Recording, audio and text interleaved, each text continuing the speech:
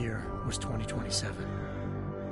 Advances in biotechnology were helping people improve their physical and mental abilities to an amazing degree. Provided, of course, they had enough money. A new breed of people was emerging, half human, half machine. And in Detroit, at least, not everyone was happy to see it. I'd just landed a job as head of security at Sarif Industries, a cutting-edge biotech firm. David Sarif himself handpicked me for the job, said he needed me to keep his people safe. My ex, Megan Reed, was one of them. Brilliant neuroscientist, Megan had found a way to make augmentation safe and affordable for everyone. All she had to do was present her research to Congress. But the night before her big meeting, my security measures failed. A team of Black Op mercenaries stormed into Sarif headquarters, massacring everyone in sight. 3 of the mercs were heavily augmented walking tanks. Their mission? Take out Megan and her team.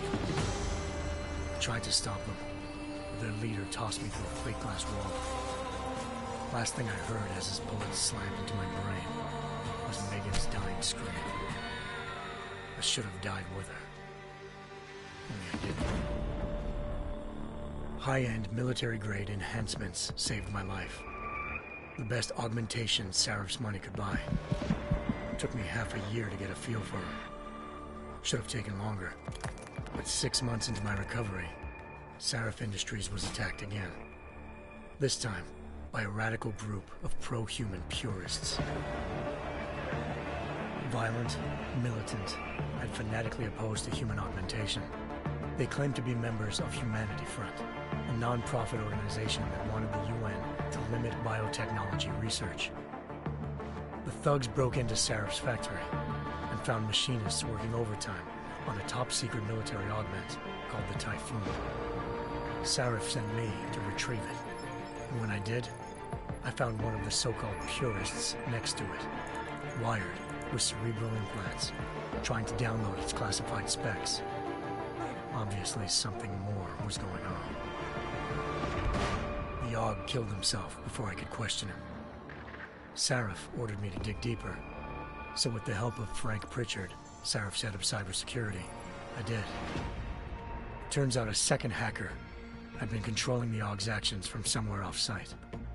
Pritchard and I tracked his signal to a secret FEMA internment camp in Detroit. The Black Op mercenaries were there. The same mercs who'd left me for dead 6 months before. Figured they'd try again when they saw me. It wasn't so easy for them this time.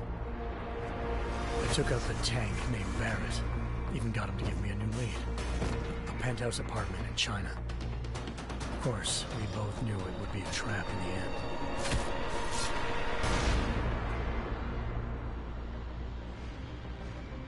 Hengsha Island, China. Home to a city so crowded, they had to build a second city on top of it. Trying to find clues in Hengsha wouldn't be easy. Lucky for me, I wasn't alone. Farida Malik, Sarif Industries' ace pilot, had lived in Hengsha before. A good person to have on your side. She knew enough about the place to get me around. Malik dropped me in the lower city, close to the penthouse Barrett had told me about. Bell Tower Associates, a private security firm under contract to the Chinese government, had agents tossing the suite when I arrived. Just not for the reason I'd been expecting. Turns out the man who lived there was a criminal hacker named Van Bruggen. The same hacker who'd been remotely controlling the AUG in Sarif's factory. Van Bruggen's panicked decision to force the man to commit suicide had been a mistake. Now his mercenary partners were gunning for him, and I needed to find him before they did. Locating Van Bruggen meant playing nice with the Triads, Hengsha's organized crime lords. They had the hacker holed up inside a low-rent capsule hotel. By the time I found him, Van Bruggen had no qualms giving up the woman who hired him. Zhao Yunru, president of the Taiyang Medical Corporation. According to Van Bruggen, Zhao wanted to monopolize the augmentation industry and had hired Black Op mercenaries to destabilize her competition. Sarif Industries was at the top of her list. To prove this, I needed to get inside TYM and grab a surveillance hologram off a server. I suspected Van Bruggen was hiding something when he told me this, but nothing could have prepared me for what I saw. Megan wasn't dead. She and her 4 best researchers had been kidnapped, spirited away somewhere while their kidnappers made it look like they were dead. Desperate to learn more, I confronted Zhao in her penthouse. She claimed to be a pawn in a bigger plan, and hinted at a group so powerful it controlled global interests at a whim. Then she slipped into a panic room and hit the alarm, forcing me to make a very quick exit. I figured Zhao was lying, but part of her confession made sense. David Sarif had been worried about his people. So worried, he'd required all of them to have subdermal locator devices surgically implanted. The GPOs would have been broadcasting the day of the attack. But Zhao said a single call to Picus, the world's leader in global 24-hour satellite news, had turned those signals off. I needed to fly to Picus headquarters in Montreal if I wanted to learn more.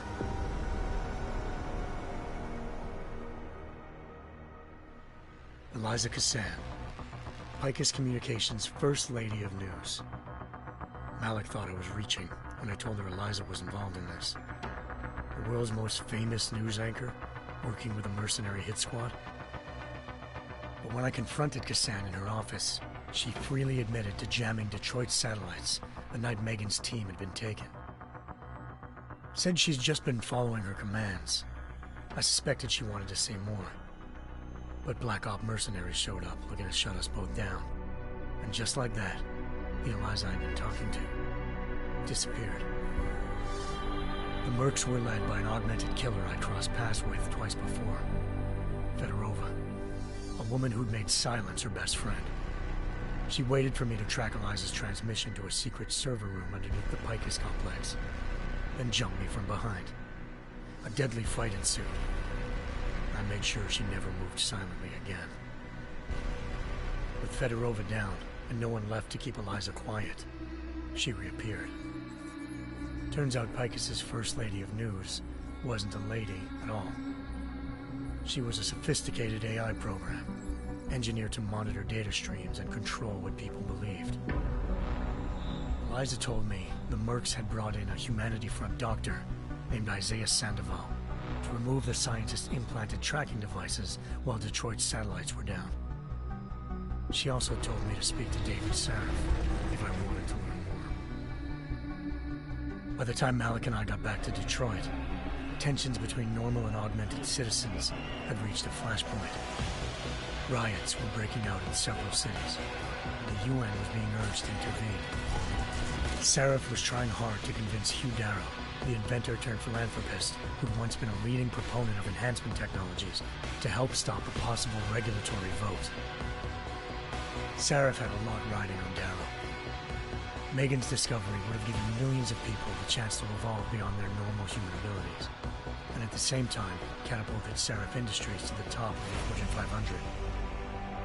According to Sarif, Megan's kidnappers knew this, and didn't want people evolving unless they controlled how it was done. He called his enemies Illuminati, and urged me to keep searching. Determined to do so, I tracked down Sandoval via America's most outspoken augmentation opponent, Bill Taggart, Sandoval's boss and founder of Humanity Front. Sandoval admitted to operating on Megan's team when I confronted him, but said he hadn't removed their GPLs. He'd merely switched them to a different frequency. Pritchard was able to trace one of the signals to China. Malik and I immediately took off in pursuit. Unfortunately, the Illuminati were one step ahead.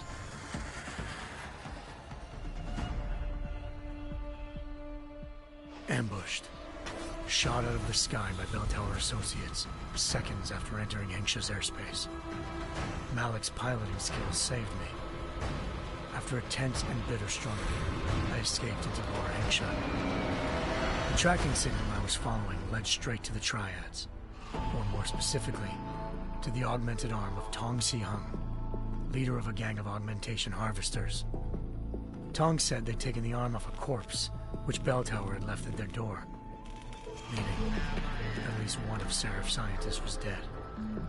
Maybe not the rest of them, though. Tong pointed me to a port used for human trafficking and helped me slip aboard a bell tower ship. It was sailing to Rifleman Bank Station, a military base in the South China Sea.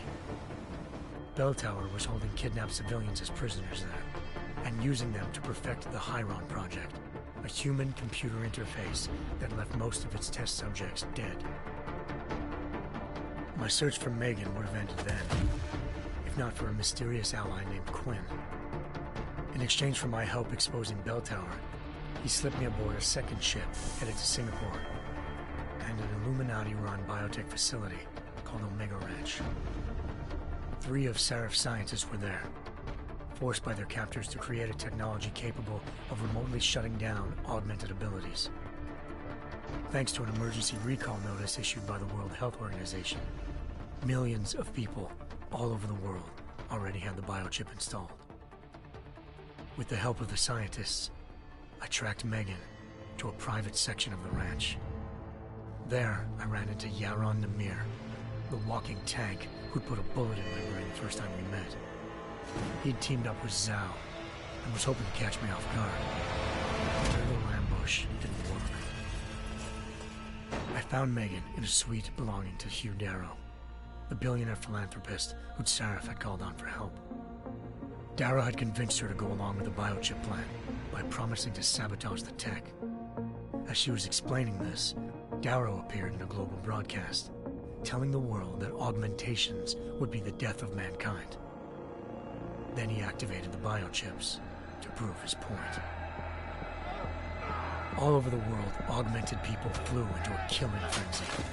Darrow had betrayed everyone, and it was up to me to set things right. To do it, I had to reach Panchaea, a massive installation in the Arctic Ocean. As I raced through corridors built by an all-augmented workforce, I saw death and destruction firsthand. By the time I shut down Darrow's broadcast, I knew the damage he'd done. Still, humanity's future remained unclear. How would the world react to this sabotage? Would people ever regain their faith in augmentations again? What would be the Illuminati's next move? Only time will give us the answers.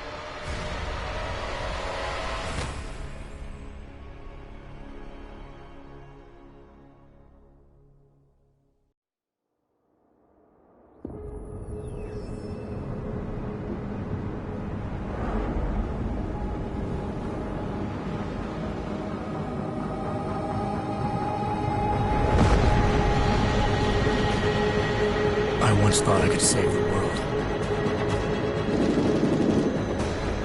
Now look at it.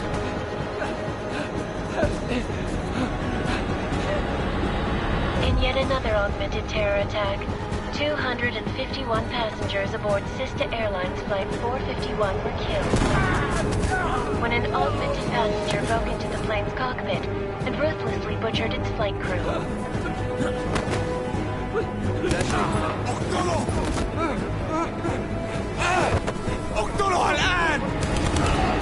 Details recovered from the black box recorder suggest that the man may have been suffering flashbacks to the AUG incident. That horrible day 2 years ago when augmented people all over the world flew into a psychotic killing spree, causing the greatest loss of life in recent history. Sometimes, you just have to let go and embrace what you've become. Not gonna go all wonky on us now, Hansa, are ya? Well, if I do, McCready, I guarantee you'll never see it coming. Agent Jensen, am I gonna have a problem with you? No, sir. No reason to assume you would. Good, because you are the only augmented operative on this team, and I intend to make good use of you. Listen up, all of you. We got a sandstorm barreling down our arse and we can't afford to make mistakes. We're going after this man, an arms dealer named Shepard. He's ex-Bell Tower, one of the Special Forces commanders who disappeared during the incident. And he's come out of hiding. That cannot be good. It's not. He's selling weapons and military-grade augments to terrorists. This is Aran Singh, the undercover agent who lured Shepard out of his hole. best UC Interpol's got. For 3 years he's worked hard to get in tight with the Jinn, an Iraqi smuggling cartel that's infected the Eastern Hemisphere like a plague. Last week, our arms dealer sent a message to the Jinn, offering to sell them a shitload of black market merchandise dirt cheap. They told Singh to handle the buy. They're not gonna like it when Interpol disrupts their party. Singh's cover really that good? It is right now. We need to keep it that way. This is where the deal's going down. A half-finished high-rise hotel that's been abandoned ever since the incident. It's not a pretty picture inside.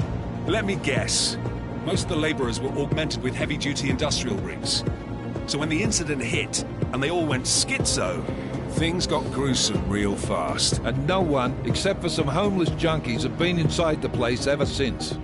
So what's the plan, Director? Singh's meeting Shepard on the ground floor, inside the hotel's main atrium. He sent the bulk of his Jinn crew to the penthouse levels to secure a vantage point. I want McCready's team to take up positions overlooking the atrium and make the arrest. Jensen, you're going in solo from the roof. My objectives? Keep the Jinn from joining the party. As far as we can tell, only one route connects the atrium to the penthouse level, a halfway decent elevator shaft. Here. I want you to block access to it. Fine. Just cut me loose. Do you plan on relying solely on your ultimates for this one? I'd recommend taking a little hardware, just to be sure.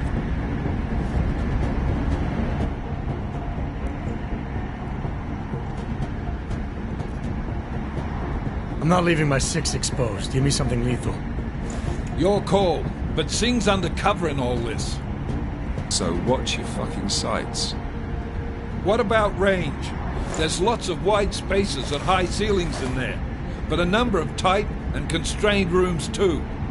So it's a crapshoot, really.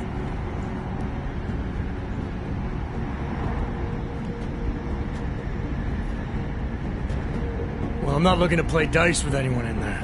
Give me something with distance. Your call. Less chance of being seen and compromising Singh that way.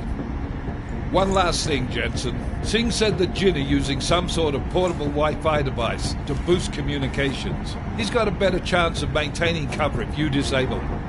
We'll keep an eye out for it. But aren't we on the clock here? You said there's a sandstorm moving in. There is, and we got the intel on this mission at the very last minute. So we're scrambling a little. If it comes to it, your number one priority is keeping the Jinn out of that atrium. Copy that. Time to put away your happy thoughts, gentlemen. We're approaching the target building. You're up first, Jensen. Let's do this. Task Force action. This is Knife Leader. Engage Hush drives and descend to Angels 1-5.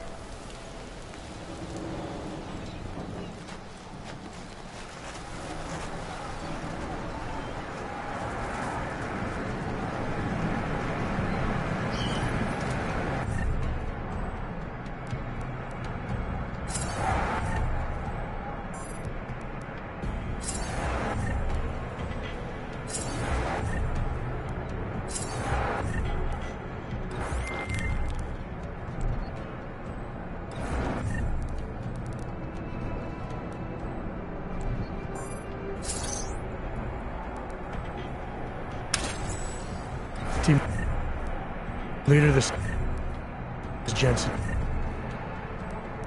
I'm on the roof.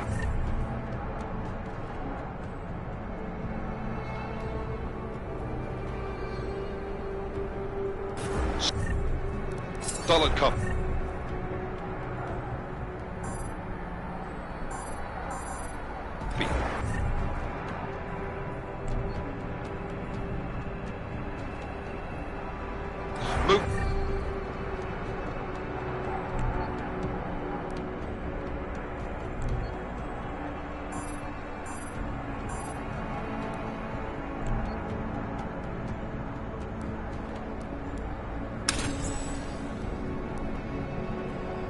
into the building. The access route you need to block is at the far end of the penthouses. And keep in mind, the direct route might not be the easiest one. Roger that. McCready will advise once his team is on the ground. Miller out.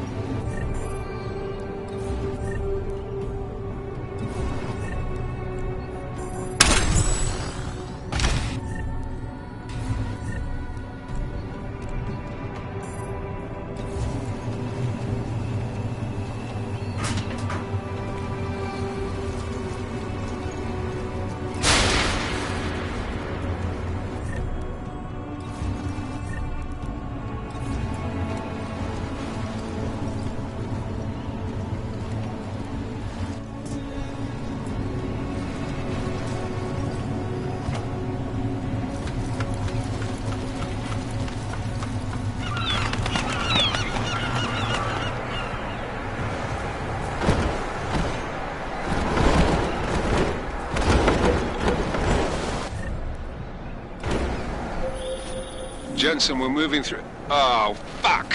What's wrong? The Gin have got a few Jennies up and running. Gonna have to hack keypads. You should enjoy it, McCready. They have colors and shapes.